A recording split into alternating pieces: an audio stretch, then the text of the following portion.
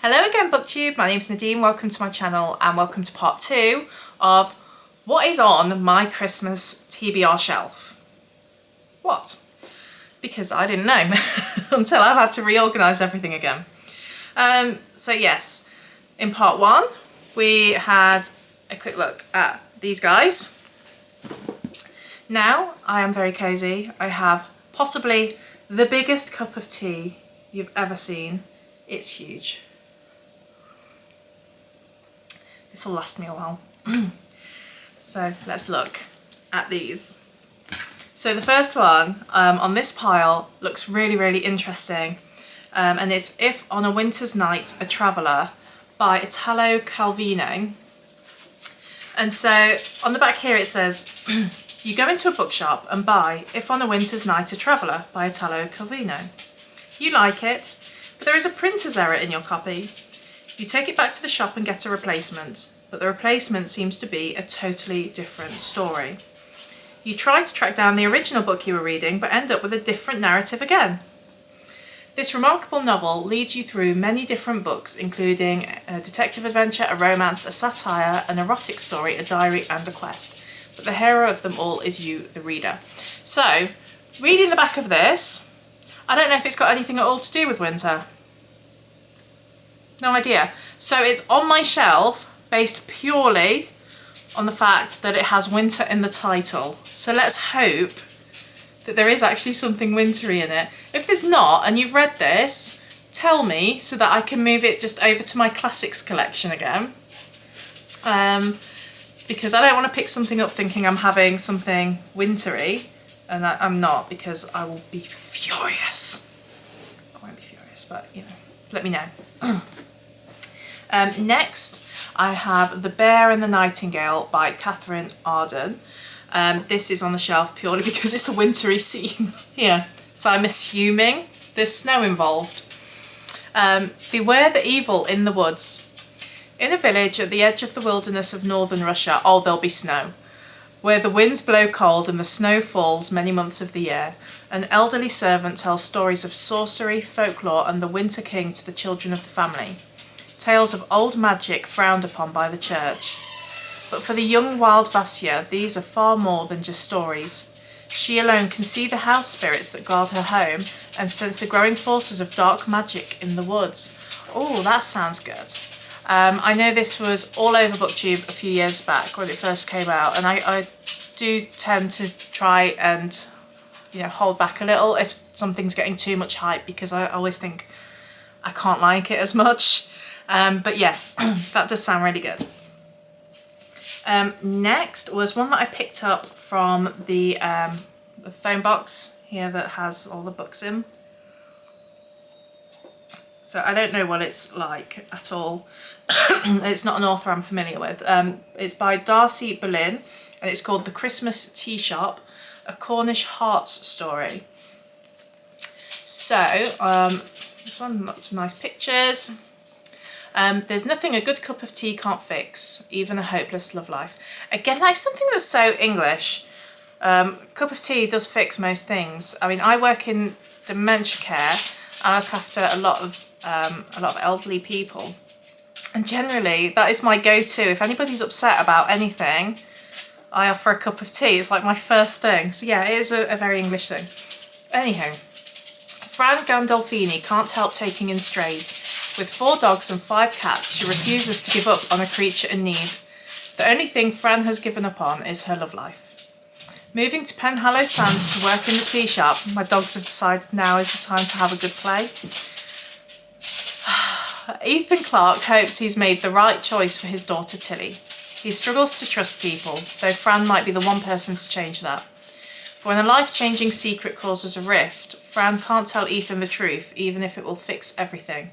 It will take a Christmas miracle to set things right. Yes, so there's that one. I don't know about that. It doesn't sound gripping, does it? But I could be wrong. I haven't heard of this author though, so yeah. You know, with my romance expertise of my two romance books read and enjoyed. So, Katie Ford, A Christmas Feast and Other Stories So it's a collection of Christmas short stories. In this delicious feast, you meet the man of your dreams in Italy, get snowed in Scotland. Oh, I would love that. With an irascible but oh so attractive male author. I would also quite like that. Don't tell my husband. See how a mix-up over a holiday booking can result in the happiest of Christmas days. Join Katie Ford and sample some of your favourite dishes, enjoy a few surprises, and for the first time taste her newest and most romantic short story. So that might be fun to dip into. Then another short story collection. I don't know how I heard about this one. I remember ordering it and then never bother reading it. Christmassy Tales by Paul Magers, is it? Majors? Yeah, I don't know where I heard about this at all. So, and so they stood together watching the extinct and rare creatures twirling away from the party lights as snowflakes fading in the dawn. Spent Christmas in Venice, Paris, Whitby and on the planet Mars. 14 festive tales from a fabulous short storyteller featuring the magical tale of the Goblin King and his invisible mask, and a new story for Brenda and Effie and Iris Wildtime at Christmas. I haven't heard anything about this author. I honestly have no idea where I came across it from. So, but I did, and I ordered it, and here it is in all its glory. I don't know if they're kind of a bit more surreal stories. Perhaps that was what I was looking for at the time, but yeah. And then finally, Calling Mrs. Christmas by Carol Matthews. Cassie Smith has been out of work for a while, but she has an idea. Drawing on her love of Christmas, she begins charging for small things, wrapping presents, writing cards, tree decorating. She's soon in huge demand, and Cassie's business, Calling Mrs. Christmas, is born. Carter Randall wants to make Christmas special for his children, so he enlists Cassie's help and his lavish requests start taking up all her time.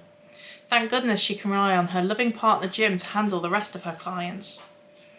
When millionaire Carter asks Cassie to join his family on a trip to Lapland, she knows she shouldn't go. Suddenly, Cassie finds herself facing a heartbreaking choice that could change her entire life. So, there is that. That is the final book on my Christmassy TBR shelf. Let me know if there's things in here that you think I should read over the others. Let me know if On a Winter's Tale is about winter at all. Yeah, those are all of them. Coming up, other videos that I've got planned. So a few people have asked for bookcase tours. So I did do a series earlier on in the year where I was showing you my shelves as I was organising them. So there are those to look back on if you want. But I have reorganised everything again because we've just redone the flooring in here, and as a result everything had to be taken out. And I've got far too many books to fit on my shelves. So what I've done is I've gone through every single book that I own and decided what I want on my shelves. Most of these are either books that I haven't read yet or are just books that I love and I can't bear to put away. So everything else is just in storage, and yeah, it's all been reorganised again. So I may do an end of year bookcase tour, and I was thinking about doing what's on my Christmas wish list, sort of bookish things that I'm hoping to find under my tree. I might do that as well.